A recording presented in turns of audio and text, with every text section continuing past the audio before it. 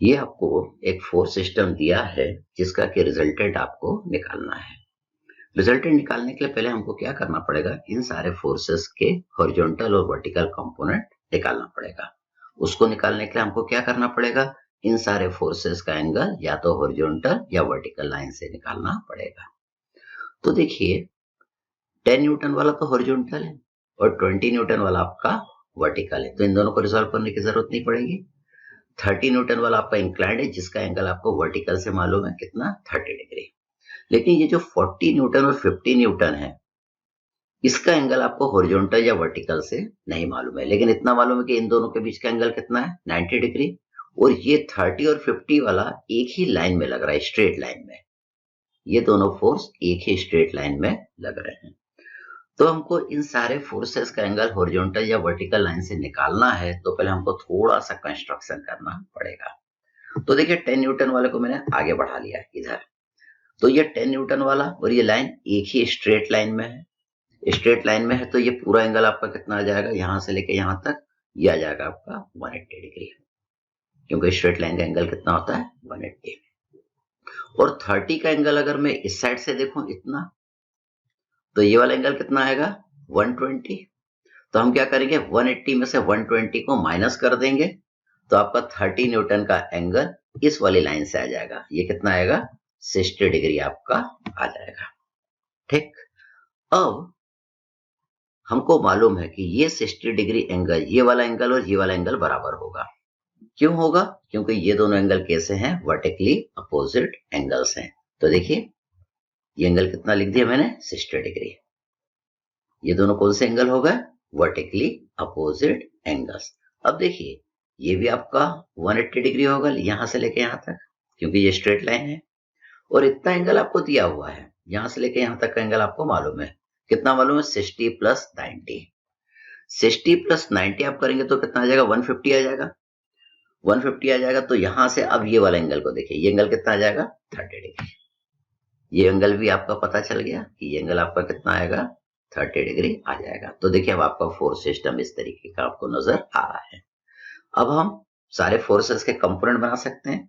तो देखिए पहले मैंने 30 न्यूटन वाले फोर्स का कंपोनेंट बनाया। एंगल कौन सा ले रहा हूं, हॉरिजॉन्टल से 60 डिग्री ले रहा हूं, इसलिए 30 न्यूटन का वाला ये कंपोनेंट कितना होगा, 30 cos 60। 30 का देखिए हम दूसरा कंपोनेंट बना रहे हैं, perpendicular to the given component. इसको हम लिखेंगे 30 sin 60। अब 30 न्यूटन वाले को हम हटा देंगे, तो देखिए 30 वाले को हटा दें, ऐसा दिखेगा।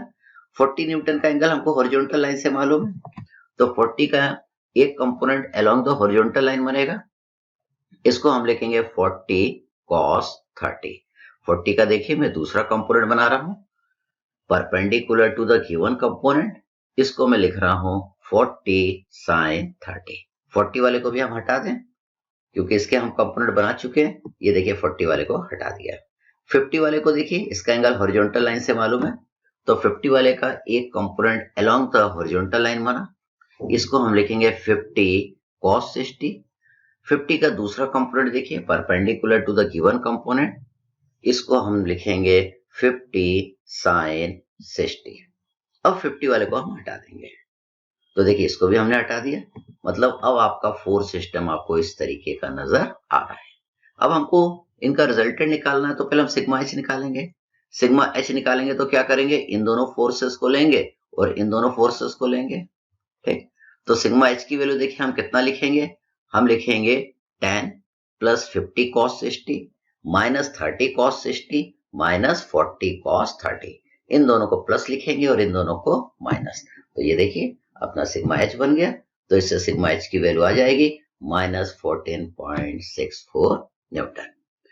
इसके बाद हमको इसके वर्टिकल कंपोनेंट का अलजेब्रिक सम करना पड़ेगा। वर्टिकल कंपोनेंट का अलजेब्रिक सम करने के लिए हम वर्टिकल फोर्सेस को लेंगे। देखिए ये दोनों आपके वर्टिकल फोर्सेस हैं और ये दोनों भी आपके वर्टिकल फोर्सेस हैं। तो ऊपर के डायरेक्शन में जो लगेगा उसको पॉजिटिव लिखेंगे और नीचे के डायरेक्शन में जो लगेगा उसको नेगेटिव लिखेंगे। तो हम लिखेंगे 20 plus 30 sin 60 minus 40 sin 30 minus 50 sin 60। तो देखिए इसका सिग्मा वी की इक्वेशन हमने बता दी। जब आप इसका अलजेब्रिक सम करेंगे तो सिग्मा वी की वैल्यू इतना आ जाएगा। हमको रिजल्टेंट निकालना है, तो आर निकालने का ये फॉर्मूला हम जानते हैं इस फॉर्मूले में हम ये दोनों वैल्यू को पुट कर देंगे तो आपकी आर की वैल्यू आ जाएगी 22.67 न्यूटन।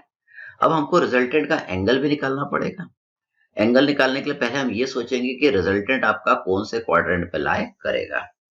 देखिए यहाँ पे सिग्मा एच की वैल्यू निगेटिव है, सिग्मा वी की वैल्यू भी निगेटिव है, मतलब रिजल्टेंट आपका थर्ड क्वाड्रेंट में लाई करेगा। अगर मैं सिग्मा एच आपको बना के बताऊं तो सिग्मा एच देखिए निगेटिव इस डायरेक्शन में बनेगा, सिग्मा वी बनाए तो सिग्मा वी निगेटिव इस डायरेक्शन में बनेगा। हमको इन दोनों का ये रिजल्टेंट का डायरेक्शन निकालना है। ये रिजल्टेंट का डायरेक्शन हम पहले कहां से निकाल रहे हैं, हॉरिजॉन्टल लाइन से, ये वाला एंगल थीटा निकाल रहे हैं। ये थीटा निकालने के लिए हम फॉर्मूला जानते हैं, theta is equal to tan inverse mod of sigma v upon sigma h. हम जानते हैं अगर सिग्मा वी सिग्मा एच की वैल्यू निगेटिव भी आएगी तभी फॉर्मूले में हमको पॉजिटिव पुट करना है। तो इससे थीटा की वैल्यू कितनी आएगी, 49.79 डिग्री। कौन से क्वाड्रेंट में, थर्ड क्वाड्रेंट में। लेकिन हमें जो थीटा की वैल्यू बताना है, आप यो थीटा की वैल्यू ये वाली बताना है। ये वाली थीटा कितना आएगा, ये आएगा 180 प्लस थीटा। 180 प्लस थीटा करेंगे तो कितना आ जाएगा, थीटा आ जाएगा आपका 230 डिग्री।